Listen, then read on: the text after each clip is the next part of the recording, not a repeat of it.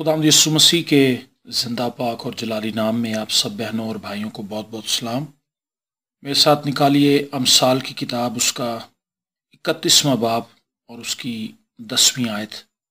خداوند کے زندہ پاک کلام میں یوں لکھا ہے، نیکوکار بیوی کس کو ملتی ہے کیونکہ اس کی قدر مرجان سے بھی بہت زیادہ ہے۔ آمین۔ میرے عزیز بہنوں اور بھائیوں، عام طور پر یہ گمان کیا جاتا ہے کہ خدا کے خادموں کی زندگی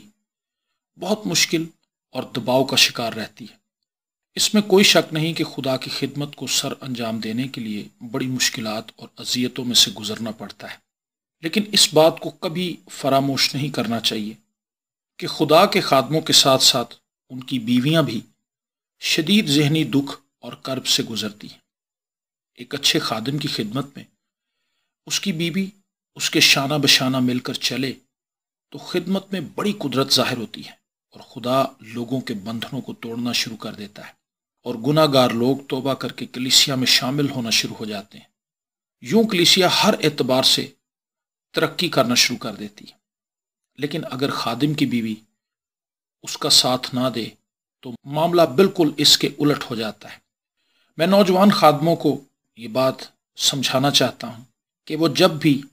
شادی کے لیے بیوی کا انتخاب کریں تو وہ ایک ایسی بیوی کو منتخب کریں جو خداوند یسوع مسیح کے خون سے دھلی ہوئی ہے، جو نجات یافتہ ہے اور جس نے اپنی زندگی کا کنٹرول خداوند کے ہاتھ میں دے رکھا ہے، جو خداوند کی خدمت کرنا چاہتی ہے۔ یقیناً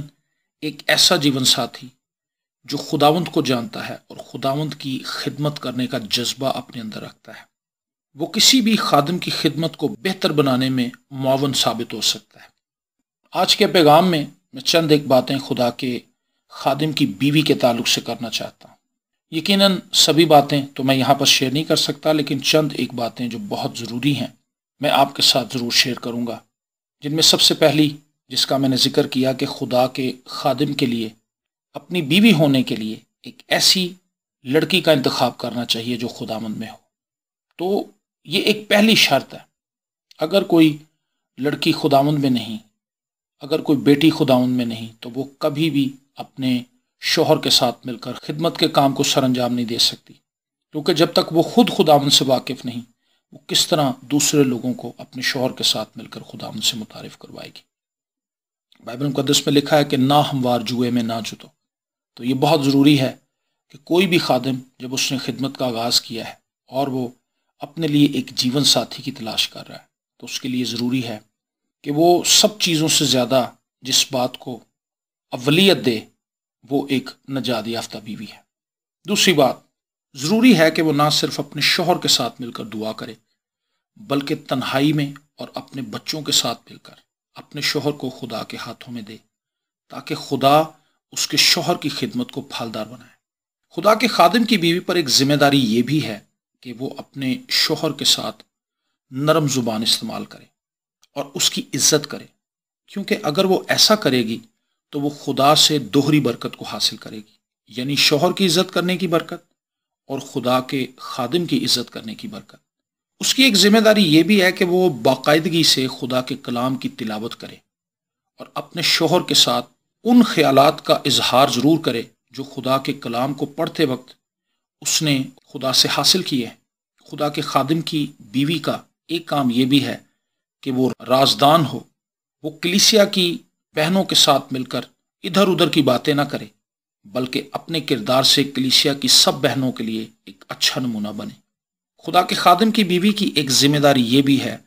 کہ وہ ان پیسوں میں گزر بسر کرے جو اس کا شوہر اسے استعمال کرنے کے لیے دیتا ہے، کیونکہ پیسوں کا معاملہ بڑا ہی سنجیدہ ہے۔ اس معاملے میں خادم دو طرح کے ہوتے ہیں،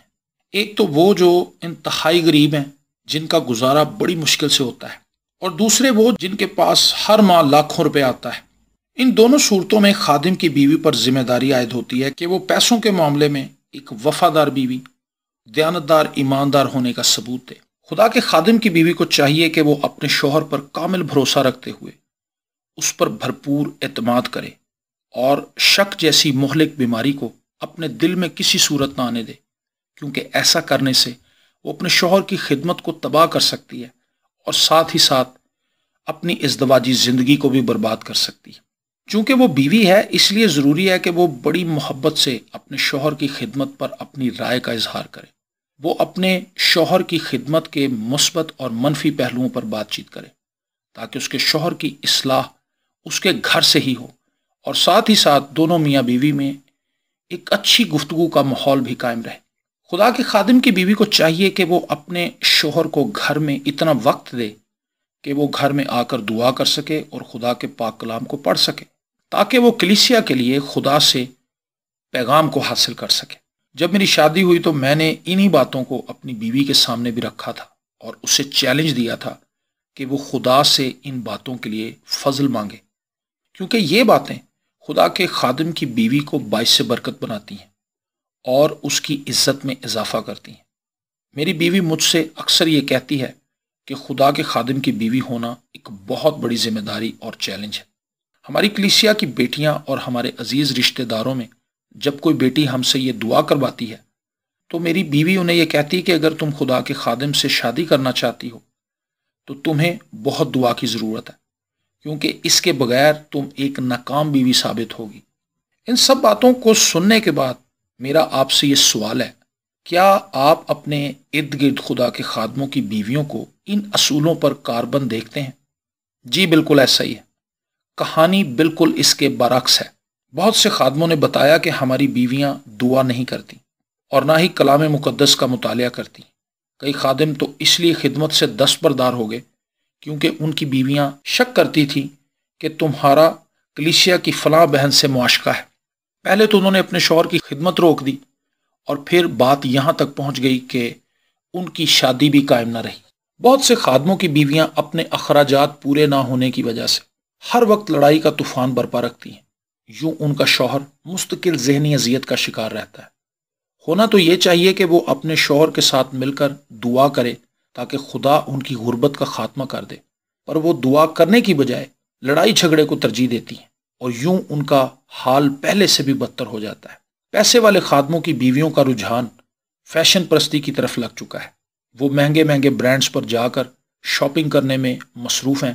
اور ان کی خواہش ہے کہ لوگ انہیں میڈم کے لقب سے مخاطب کریں۔ وہ فیشن میں اس قدر آگے نکل جاتی ہیں کہ کلیسیا کی بہنوں کے لیے موضوع بحث بن جاتی ہیں اور اپنے شوہر کے لیے پریشانیاں کھڑی کرتی ہیں۔ بہت سے خادموں کی بیویاں اپنی کلیسیا میں اس لیے ناپسندیدہ سمجھی جاتی ہیں کہ وہ سخت زبان اور تلخ مزاج ہے اور انہیں دوسروں کی باتوں کو راز میں رکھنا نہیں آتا۔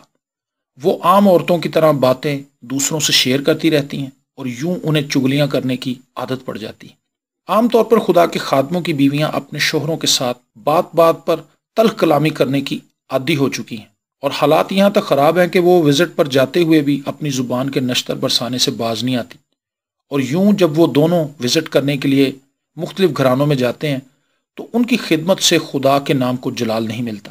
بہت سے خادم جب گھر میں پہنچتے ہیں تو انہیں دعا کرنے اور خدا کے پاک کلام کو پڑھنے کا موقع نہیں ملتا۔ یوں جب وہ کلیسیا میں پیغام سناتے ہیں تو ان کی باتوں میں کوئی تال میل نظر نہیں آتا۔ میں اور میری بیوی اکثر ان باتوں پر بات چیت کرتے ہیں اور اپنی کمزوریوں کو کھلے دل سے قبول کرتے ہیں۔ میں اپنے خادم بھائیوں اور ان کی بیویوں سے، جو میری بڑی ہی عزیز بہنیں ہیں، یہ درخواست کرنا چاہتا ہوں کہ اپنے گھر میں باہمی گفتگو کا ماحول پیدا کریں اور اپنے غلط رویے اور غیر ذمہ داری کے لیے خدا سے توبہ کریں۔ میں یہ بات بڑے وثوق سے کہنا چاہتا ہوں کہ خادم کی بیوی کی ذمہ داریاں بہت زیادہ ہیں، اور اگر وہ ان کو احسن طریقے سے نبھانا چاہتی ہیں تو انہیں خدا کے پاک کلام کے ساتھ ساتھ دعا میں بہت زیادہ وقت گزارنا ہوگا تاکہ وہ اس مشکل کام کو سر انجام دے سکیں۔ خدا آپ سب کو برکت دے، آمین۔